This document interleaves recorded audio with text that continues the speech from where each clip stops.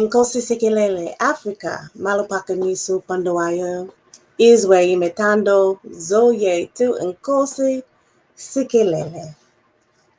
Welcome again to another episode with us for the Parable of the Sower Intentional Communities Cooperative. It is our duty show, a virtual broadcast that is weekly to center the Black radical tradition since 2020, since the pandemic, to bring about just dialogue and political education that is not usually given in schools and that is usually not talked about.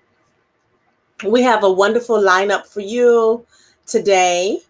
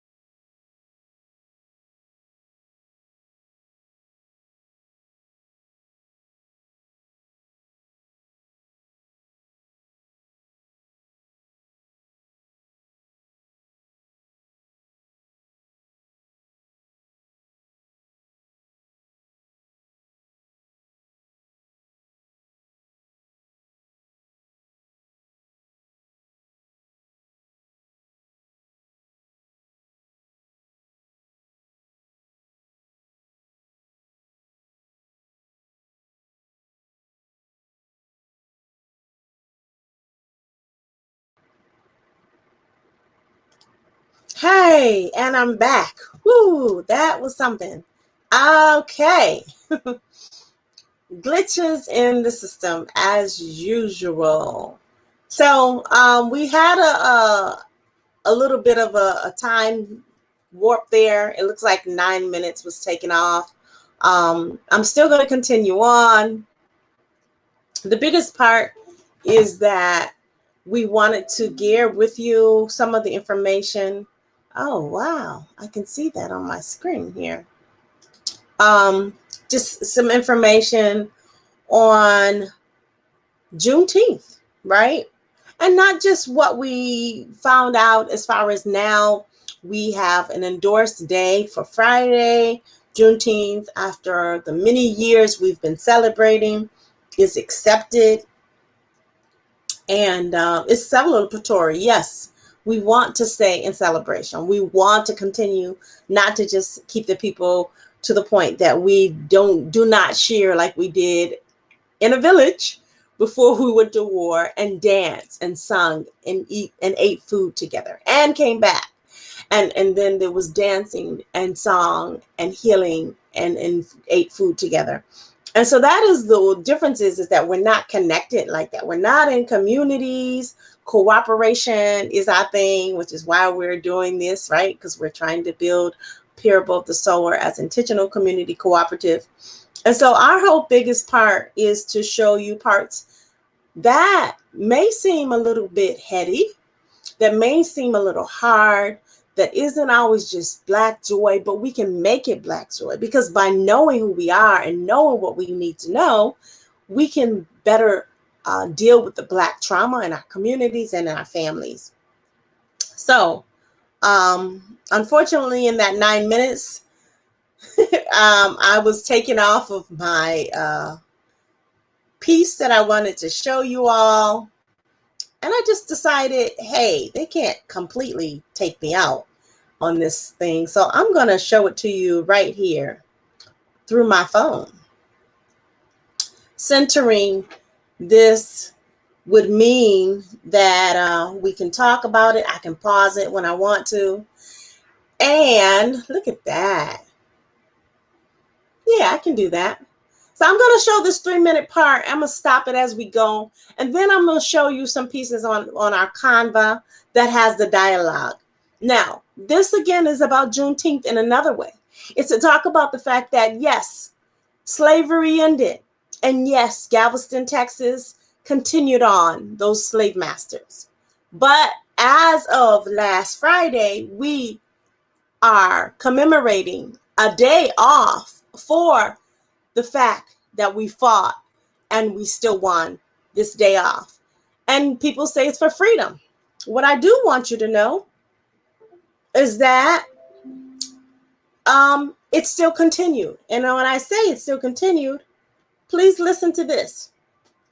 This is the word by a movie clip trailer called Slavery by Another Name.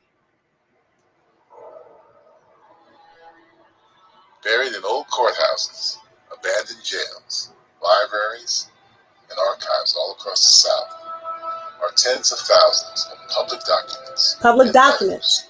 Written by African Americans. Written by African Americans. Of the last century. In the term of the last century. I have a brother about 14 years old. A man hired him from me and I heard of him no more. He went and sold him to McGree, and they've been working him in prison for 12 months. He's done nothing wrong for them to keep him in chains. Written more than 40 years after the Emancipation Proclamation, these letters bear witness to a sinister and little-known chapter in American history. Little-known history. Whenever one is in a conversation where someone says, what's wrong with Black people?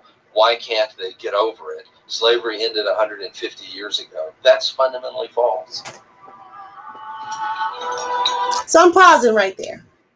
Doug Blackman, his name may be Blackman, but he's not a Black man. He wrote the book, though, called Slavery by Another Name. And like many white Americans who are in this struggle together, it is so imperative, because we talk about, yes, that there's thousands of dollars that have been given from nonprofits and philanthropists, you know, because of their bleeding heart. But there are those who have done the research, whose parents and great-great-grandparents carry a legacy that white Americans are ashamed about.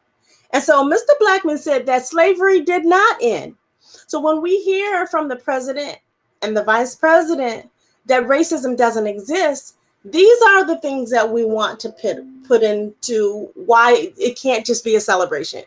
That we're not just going to enjoy and have food and be like in the village before we go off and just dance and sing and that type of thing. That's a part of it. But there's other things that needs to happen. So we're going to go to this next part of what he was saying because it gets deep in this Juneteenth celebration informational. The reality is that slavery and all of the limitations that it imposed on the future and the potential and the progress of African American families, it didn't end 150 years ago. It continued until World War II, well into World War II, and now large numbers of African Americans today. For more than 80 years following the Civil War, hundreds of thousands of African Americans in the South were pulled back into the shadow of slavery. The shadow of slavery, meaning even after it was ended, they were still doing hard labor. African Americans ended with the 13th Amendment, but that did not translate into actual freedom.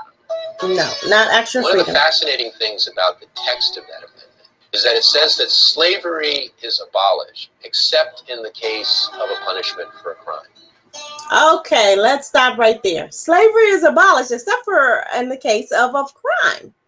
So, I am showing parts of this trailer, which we have permission to use. It's in YouTube, to talk about that two things right now we just come across. And that one thing was that slavery didn't end, even after Galveston. And that was because in the South, slavery by name meant that they were still using Black bodies somehow. The question is how? And then how does that relate to what we see now?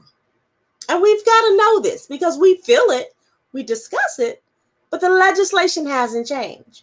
We just get this grandiose, wonderful idea of having a day of celebration, and that's supposed to let us be okay. So here on my screen, I am going to now show, I can show it now, this word, peonage. And when they say peonage, in the American dictionaries, it says, number one, Spanish American day labor or unskilled farm worker. Number two, South and Southeast Asia low-ranking worker, such as an attendant. The older son is a peonage of a nearby school. That means he's a steward or a waiter or a waitress or a porter or a servant, auxiliary assistant, helper, caretaker. In the book, Slavery by Name, peonage means also called debt slavery or debt servitude. In a system where an employee compels a worker to pay off a debt with work, legally peonage was outlawed by Congress in 1867. But somehow, even after Juneteenth, right, there is peonage that was happening all across America and now, and I'm going to relate that to you later. But the peonage that we're talking about is, let's say, for instance, in the movie, Slavery by Another Name, I really prefer you get the book. Please go to, Marcus Bookstore and all those wonderful Black bookstores to get this book, if you can. Peonage was someone that had a business needing somebody to work in it. So therefore, they see someone walking down the street, going home from work, going from the fields to their home, and they said, "You owe me money." And the guy's like, "I don't owe you no money." But it didn't matter, because if someone that was white said you owed the money, you had to go work. And he said, "Well, you're going to write now," and they'll write it in the paper. 1 year, 20 days, and there was nothing you can do about that. It was backed by the police, the sheriff.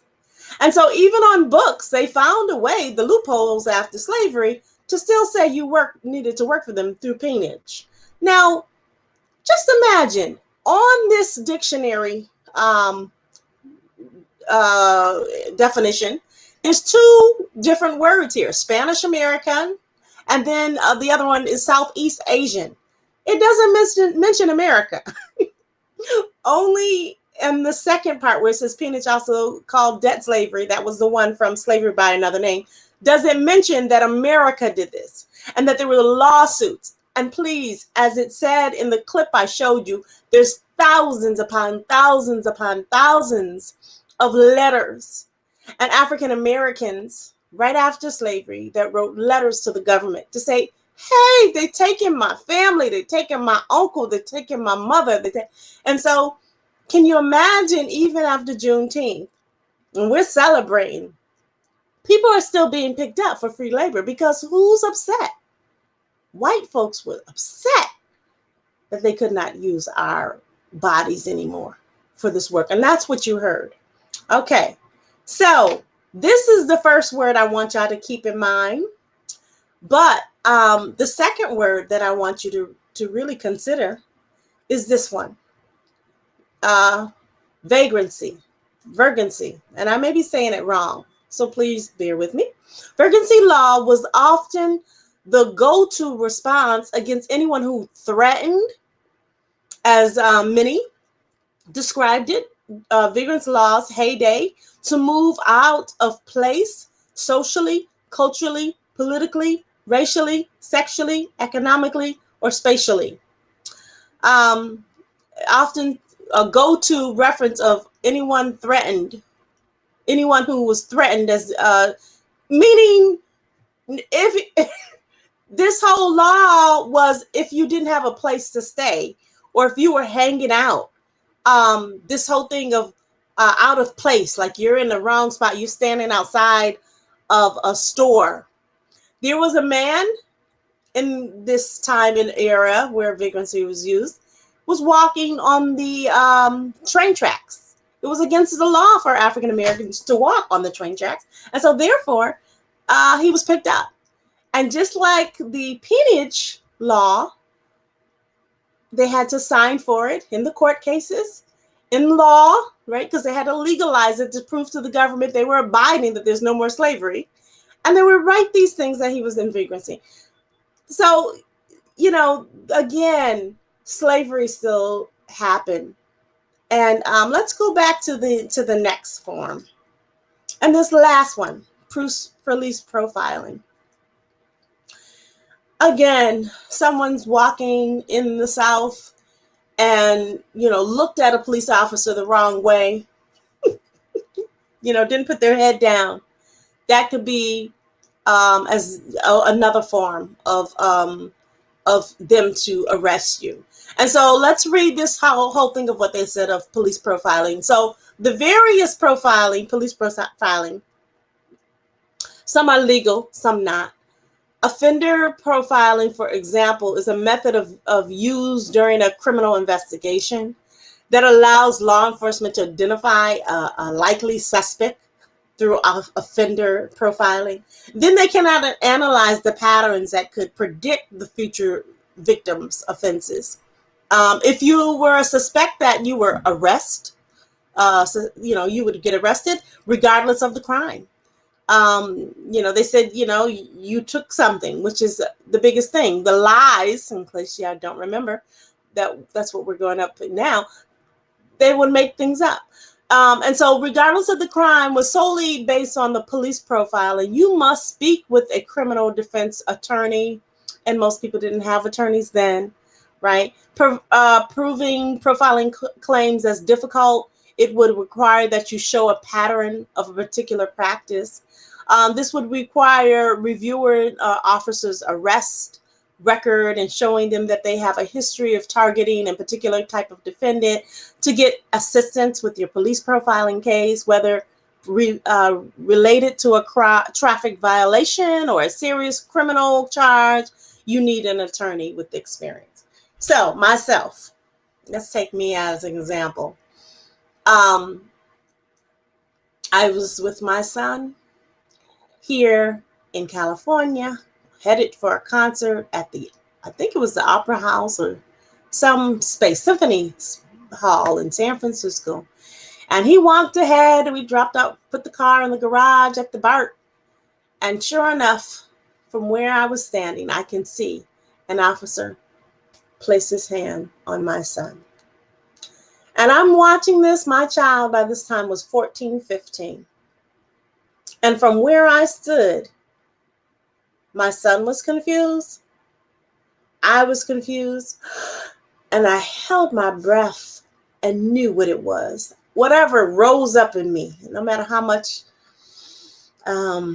meditation I've been practicing, I do know that day it rose in me. And I'm sure at that moment when I saw the officer turn and look at me, I was convinced that he felt me because my son didn't move.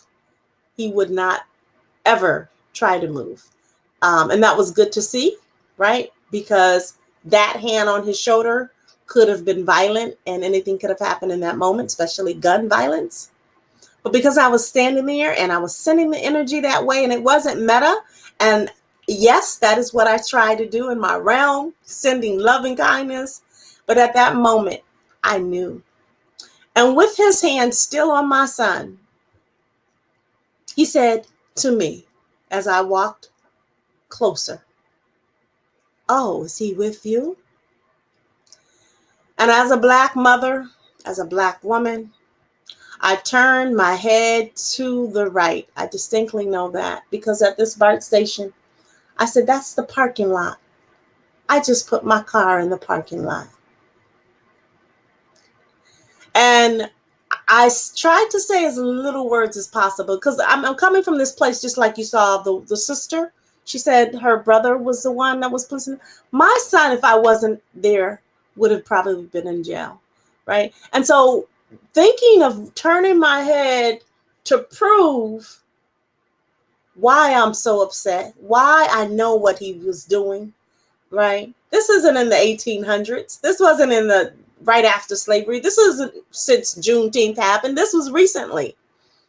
And my son being, I think at that time, only 6 feet at 14, right? He's a little older now, so he's taller. But I was with him. And we're not in the Deep South. We're not in a space where no one's there. So maybe he could have got me as well. I didn't have my camera out to videotape it. I turned and, like I said, I just parked the car. And the police officer had it in his mind to say, well, he fits the description of a robber.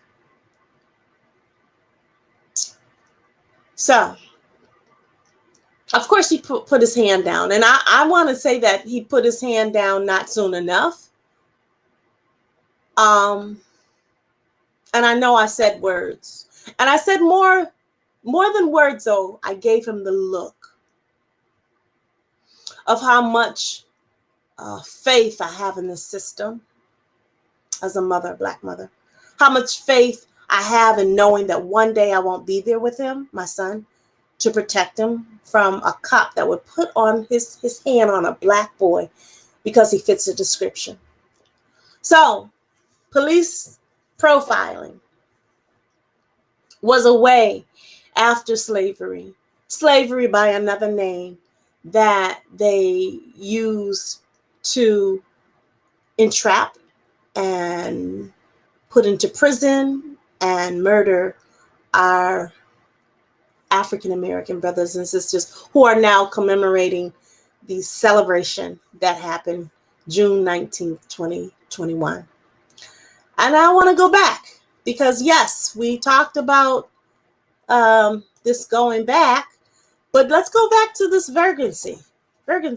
Yes. Because I gave an example of now with the police profiling. And I talked about police profiling then. Also in the movie Slavery by Another Name, the vagrancy laws out of place showed a group of boys that were assembled, hanging out. I think they were playing cards or dice or something like that. Nothing that was illegal. But because he was standing up against the wall, one of the young men, I think they said he was 22, was also put in jail with those boys. And the Vigorous-in-laws just hanging out, socially, culturally, whatever, just hanging there in that way. Not only did that young man, according to the books and the records, that's the point, was put into prison, and because he couldn't pay the fine for it, he did more time. And from what I hear, what I remembered, it could have been less than a year for the violation, but the payment, he had to do hard labor.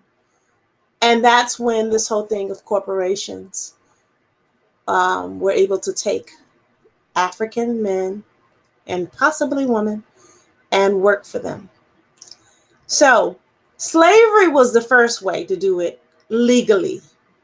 First of all, bringing us to this country. But then after they said, oh, this is wrong, this cannot happen, they allowed them to have these cops give over these young men to corporations. And those corporations making them work to their bones, work their fingers to the bones in agencies. And then if they did not pay off the fees, they got them for a longer time, right? But then from what I found out, the last days when they were supposed to be returned to their family, they would say, well, okay, master, okay, sir, I've done my payment, I'm done, right? To the corporation, they would say this. And the man, white man, who's not the slave owner, remember now, remind you, this is the industry, the corporations that we work for now, without the unions, without the protections of the law. The young man would say, I'm going back home. And the owner of the business, remember the capitalist business that wants to make money from us still, would say, if you leave, you would end up in the bottom of the river. If you leave, I will take care of you tonight. So even after doing the time and hoping and praying that we would be protected, because we signed, even though he didn't have do anything, signed that he would do this term because he's hanging out, and they found a loophole, they would keep them further and longer. And then this last one, let's go back to the peonage. First of all, I showed you that it wasn't just Spanish and Americans, day laborers, and it wasn't just Southeast Asia as American what do you call these dictionaries are showing us, which is why we need to make some of these changes, not just in the courts, but some of you all need to be really supporting that these definitions are transformed and these legislations are transformed. But the debt servitude, which is where some of these young men were picked up, and older men and other people were picked up because of debt. Sometimes not having debt, they would make it up. But say, for instance, you did have debt at the store and they give you 50, so then you never pay, they put you in. And then you end up staying, instead of a year, 10 years. Was some of the cases. All of this is documented, by the way, people. Documented that the peonage. And then on one incident, the federal government came down to near Atlanta, and a white woman was interviewed in slavery by another name, and she mentioned how her great-grandfather was known as a very successful businessman. And she come to find out that he was also arrested. He was one of the first men that kept because of a debt. Because what he did, along with his assistant, who was a black person, he killed all of the those that owed him this peonage. And like I said, the federal government went down to Georgia and said, "Hey, sir, what are those guys in the field that look scared and that look tired and they look like they've been beaten? Why are you still having this? You cannot do this anymore. And he's like, oh, just give me I'm sorry, I didn't know that. Can you give me a little time? I apologize. And this federal investigator goes back up to Washington. Remember, they're getting paid, even though they're coming down to stop this abuse. And because he's a white man, he said, oh, we'll give you some more time. And in the middle of the night, these workers are killed. And the white woman, who is the great great granddaughter, I'm speaking to all of us, speaking to all of you, that hear the stories of this, finds out legally that he was put into prison. But the people were killed. One of them had to dig up his own grave. One of them were found in the river. The body did not, even though it was, I think, a rope and a boulder that tried to weigh it down, the body was able to come up in the river, and they did find one of the bodies.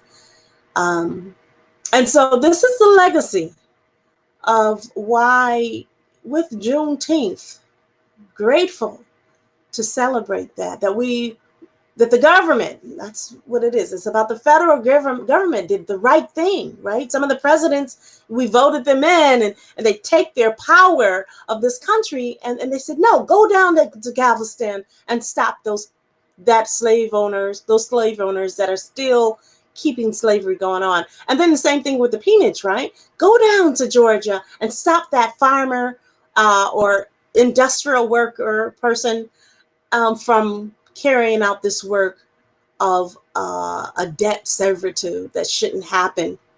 And so these two cases that I'm mentioning didn't just happen in slavery. These cases, it happened after slavery. And then let's talk about how this relates to now. Peonage is exactly what we see when there are Black mamas who go into prison and cannot pay the fee to get out.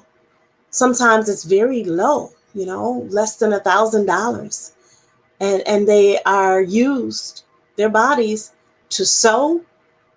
They may not be doing, chain gang work like a lot of these peonage and vagrants workers had to do, but they're still used. A lot of the businesses now have that same establishment where the police, the sheriff, and the business can be given, the Black body can be given to these industries. And so how does that look when we talk about Bessemer, Amazon, right?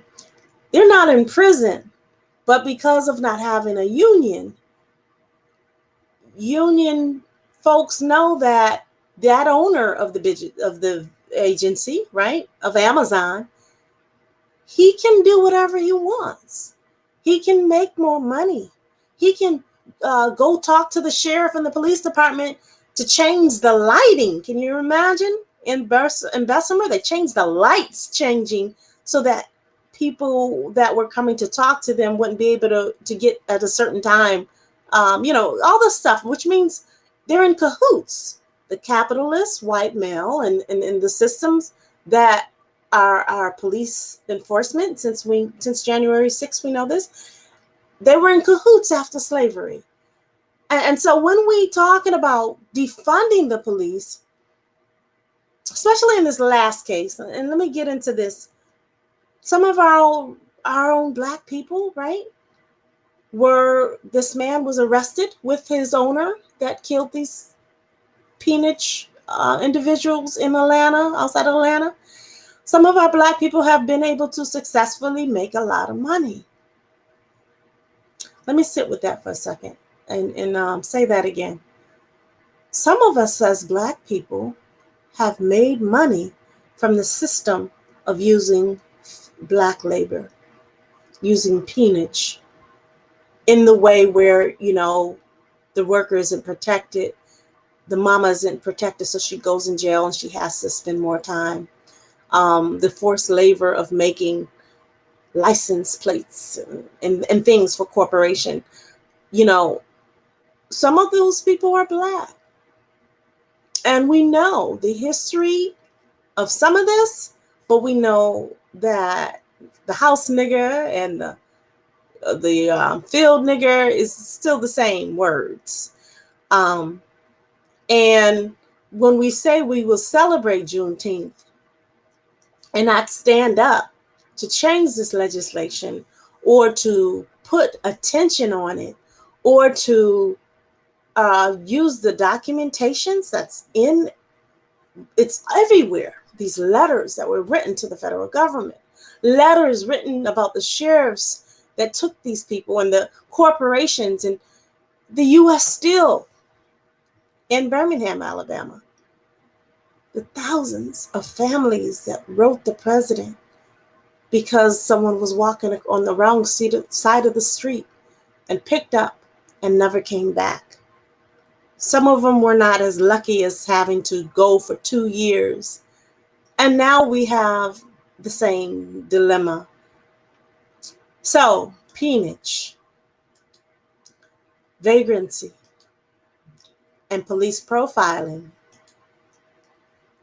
are all forms of slavery.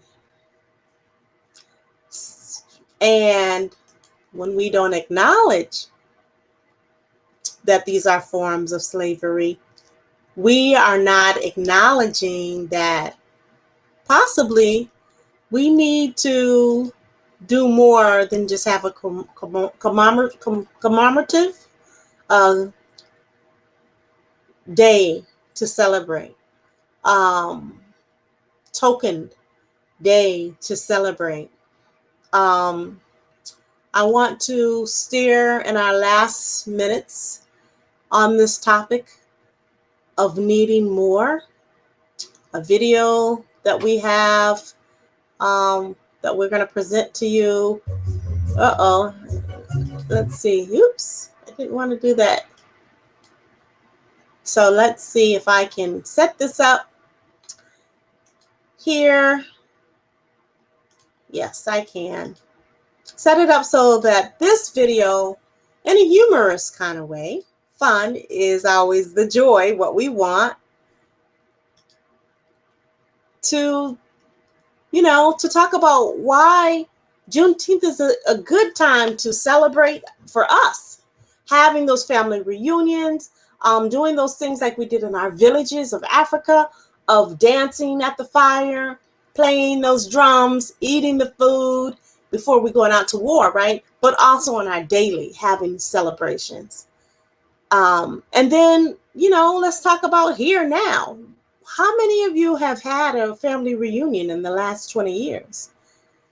How often have we taken a vacation, not just to travel the world or to have me time, which is so important?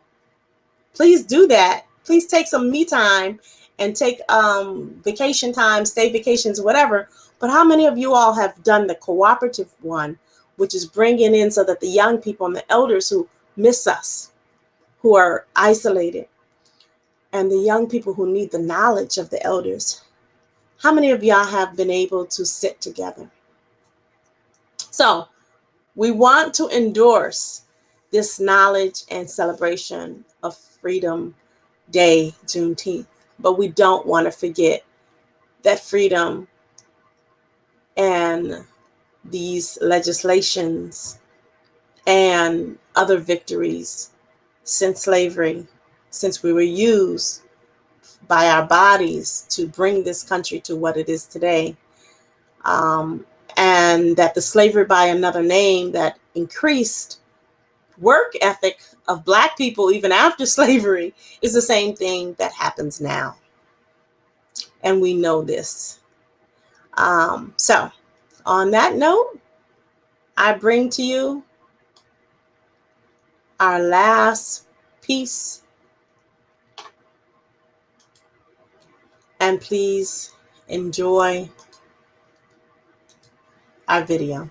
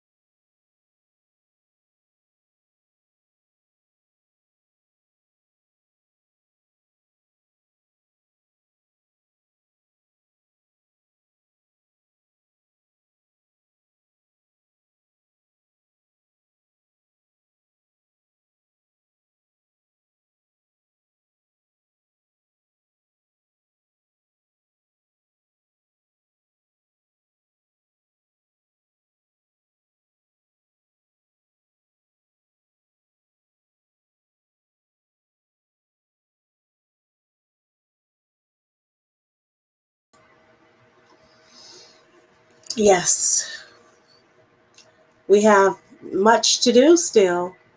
Um, as we talked about slavery by another name, the historical pretense of what happened for Juneteenth. Many of you may know, many of you may not. You will hear of it. We now have a national holiday. As of Friday, we will be celebrating this historical information on how Galveston, Texas was brought a document from the federal government to release those last slaves, that was those last ones that were enslaved. But in the movie, in the clips that I showed today, from Slavery by Another Name, did it mean after then that we celebrated Juneteenth and that slavery didn't exist anymore? Did it mean that we haven't done our due diligence in looking at the documents, thousands upon thousands of letters that were sent to the president and the governors across the country that prove that slavery was still in existence? Does it mean also that the words peonage and vagrancy and police brutality only happened after Juneteenth occurred?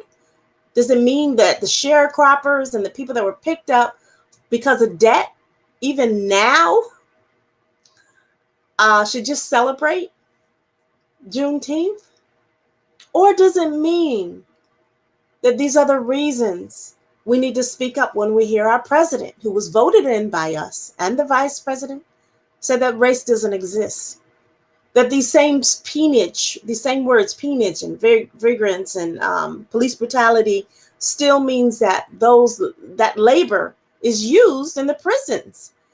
They were given from the sheriffs to the U.S. Steel Company, given from the sheriffs to the people that owned corporations and businesses, and they're still being done today. Slavery by another name. So I think the whole principle is, let's keep the Black joy. Let's still keep in our heads the spirit of a people that is joyous, right? And enjoying life, but not forgetting to center debate. Go into these libraries, go into these courts, into these sheriff departments where they keep all these records, where these families have found out that the work that their grandfathers did that messed them up in the head, where they stopped talking when they came and did this peonage work, work ethic, hard time in the prisons and the what do you call it? The trains, out in the fields for these agencies, even the governmental agencies. Why aren't we having court cases? Why aren't we saying this is why we want reparations? Why aren't we demanding that this stuff be taught in the schools? Why are we saying that a celebration is enough? We have a lot to consider. And we're grateful to steer some of this information as just a cooperative. And we're sorry. No, we're not sorry. But we wish that it would be more than 5,000, 25,600 minutes. We could have information for our children and our families, and to chisel some of this stuff from grandparents like mine that may not have been able to talk about it. We want to also hope one day there'll be more shows like this in political education, Black Radical Tradition, that talk for 24/7, 365 days of the year, that we need this information. As we're celebrating and being joyous in Black joy, we need this information. But we're grateful to have 52 weeks with you here on this 1-hour broadcast, gearing what is necessary for us to emancipate our minds, our spirits, and to not hold the fear that we've done something wrong. When we are celebrating our Juneteenth this week and for this week, remember to educate someone. Remember to start some type of action so that we don't forget that it is our duty.